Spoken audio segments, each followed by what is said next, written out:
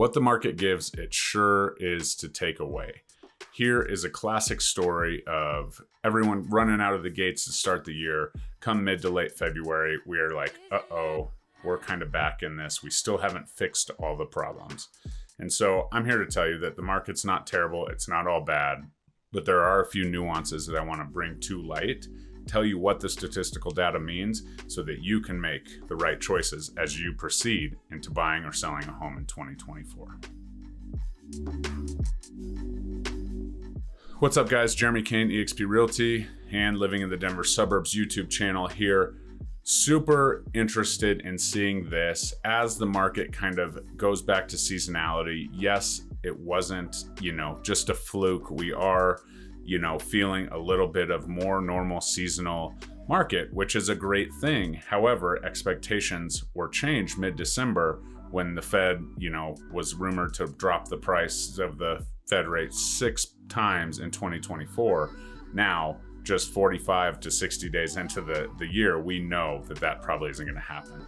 So what are we going to really talk about here? Let's really dive into this. And while you're here, throw me a like, comment, subscribe. I'm Jeremy. I help people buy and sell real estate in Denver and the suburbs, all the way up to northern Colorado. And I follow the market pretty deeply. And this is something that certainly, everyone seems to be focusing on that Fed rate. And in December, when things kind of got a little bit positive and inflation was under control and all the changes were over and all the things, the market celebrated, the mortgage interest rates dropped. There was actually a decent surge in demand in December, especially as we closed out December after those holidays and such, right? So we're heading into January, rocking and rolling. There's people posting on Instagram about multiple offers and all the things. We still had a lack of inventory, and we still do. However, once that sentiment wore off and it got more and more likely the Fed might only raise the rate 3 times, which is what they said, just putting that out there. But that continued to kind of flow into the market.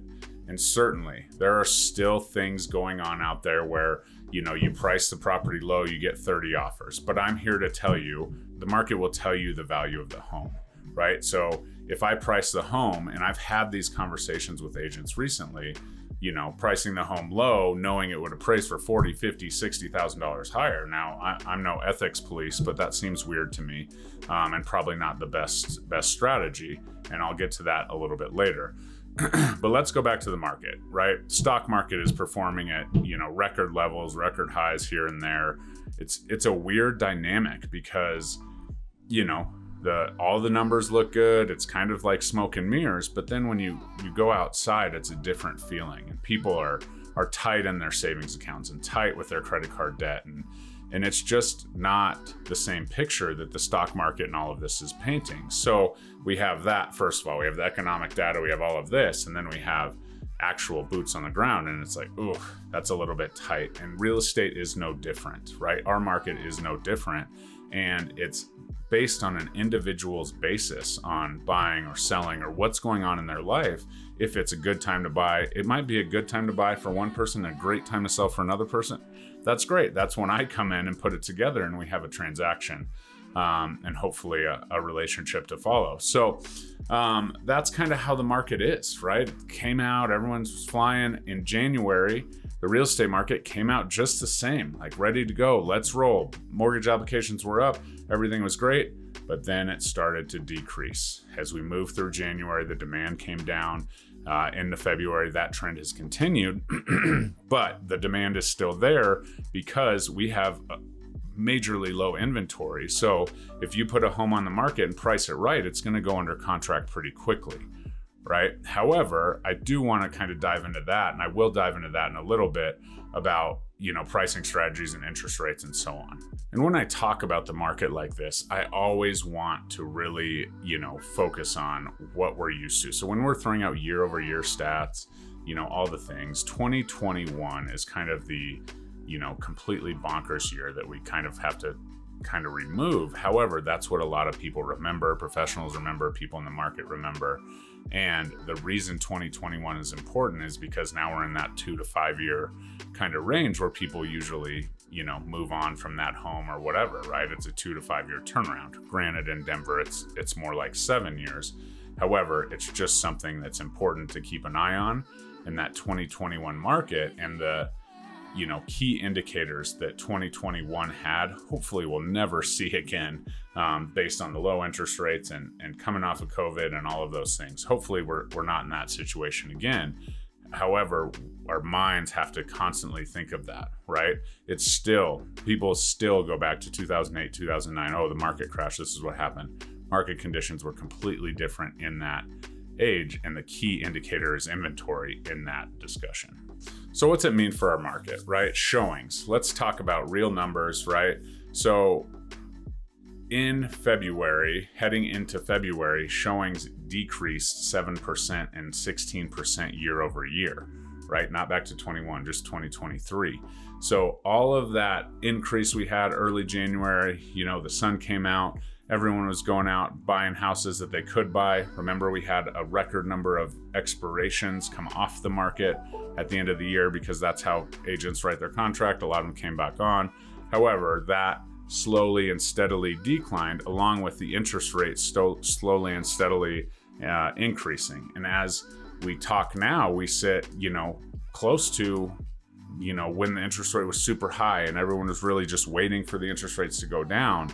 And so that's where we're at with showings. As showings continue, I will tell you, there are more showings. There are more, agents waiting outside the door when I'm, showing a house, waiting to come in, or knocking on the door and asking to come in, which, is fine, right? We're in a market, everyone's trying to find the place, the limited inventory.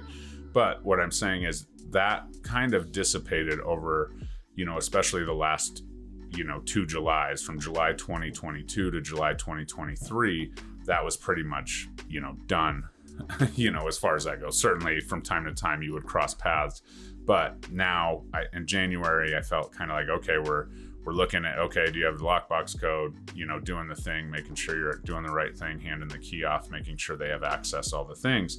But as we kind of work through that, it created this surge of competition, right? I'm here to tell you that the homes that were priced right were pretty much under contract within, 5 to 10,000 over, maybe some other things.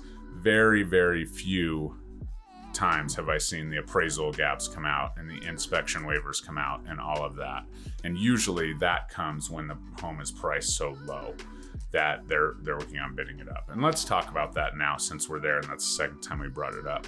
Okay, we have a home that we look at the data and say, okay, this home would probably appraise for 525, 535, right? This was an exact situation I was in, right? The home was listed below that, approximately $40,000 below that, right? When the interest started coming in just a couple days because of the price, the home then got bid up to 535, right? It is what it is. It's a strategy that was used. However, the agent told me that he thought it would appraise for 525 to 535.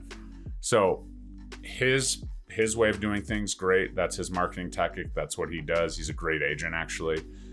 Increased demand, and here we are. However, myself looks at, okay, this is what the data says. This is what I think it could appraise at. I'm a believer in pricing the property correctly, right? Had I priced it at 525 and got it bid up to 535, we are at the same spot, probably with a few less offers, because offers aren't anything. You can't take them all, right? And we already had the data to show that it would appraise. So here we are saying, okay, here's the data. This is kind of where I think we're at. And we're at the same endpoint. And that's what I really want people to think about when you see, oh, multiple offers, all these things. Well, what is it, right? The listing price is not a price tag. It's a conversation starter. I say that all the time. And there's two different ways, but if you notice, we get to that same number typically in the two different strategies. Now, certainly, there's outliers and people come in and, there's no way it could appraise higher and it gets, hot and it's a perfect home for a lot of people that are out in the market. That's when the market or the price gets escalated. However, I don't want people to feel like they can't get into the market because there's multiple offers and there's all these things flying around. That's not the case. However, it does take a diligent approach to find the right home because inventory is so limited. Back to that inventory issue, right? Supply, demand. Ever heard of it? Me too. So that's the case. Now let's tackle this interest rate conversation, right? As interest rates and financing come into play in, 60, 70, 80% of the transactions, probably 90% of the transactions I'm involved in, we have to talk about these interest rates. And it's so frustrating that it's just like interest rates are too high. I'm waiting for interest rates to come down. This is a narrative that I hear from agents. This is a narrative I hear from buyers, all the things. Here's what I'm here to tell you. The interest rate is what it is. And the interest rate that we're talking about, say I throw out an interest rate of 7.5, completely, out of nowhere, right? Just grabbed an interest rate, which, is what it is. If I have an interest rate of 7.5 and the market's been used to 3.5, right? For, however long it was, 2020, 2021, 2022, 4.5, 5.5, we're creeping, right? We're getting there. And all of a sudden I come in at 7.5 and those prices have jumped up so much because over the last 5 years, those interest rates have been so low. So people can afford more and more and more because it's less on their monthly payment. It's less money just going to that interest. So as we sit here now and we're at 7.5, when I'm putting that out there, especially coming off a low interest rate season, people are going to get creative, right? Lenders are creative. This is not the first time we're talking about buy downs and temporary buy downs and 3-2-1s and 1-1s and 2-1s and 0-1s and all the things that they talk about, right? But there's also permanent buy downs. So the interest rate that is being touted out there typically is only for perfect credit in a perfect situation anyways. So not only is that interest rate usually lower than what the common person could get at that time, it's all about having those conversations and what loan programs and how much down and your credit and all of those things go into your exact interest rate. So if we're talking about that interest rate that they're saying, even people that, the interest rate 7.5%, and I talk to my lender and I can get an 8% rate. Okay, great. Even those people are getting a rate below that 7.5 by using seller concessions, being creative, maybe getting down payment assistance and putting money towards an interest rate buy down. All of those things are happening, and the creativity of lenders are making it so everyone's focusing on this number, say 7.5%, but no one is actually paying that, right? Because we're getting creative. The market's giving back. Certainly we can get an offer for 10K over in a 10K concession, right? And sellers at the end of the day don't care if their agent is explaining it appropriately. If I get a $735,000 offer with a $10,000 concession and a $725,000 offer with no concession, some people would say, well, the one with concessions is, whatever. Certainly, it makes no difference to the seller minus a couple prorations and things involved there. And so we as a community and an industry have to understand that interest rate that's being pushed out there so quickly on the internet, so quickly on TikTok and social media is negotiable, right? So that's where we're at. And what I've seen, boots on the ground, is a much more realistic bidding process where people are going under contract, close to list price, plus or minus a few things.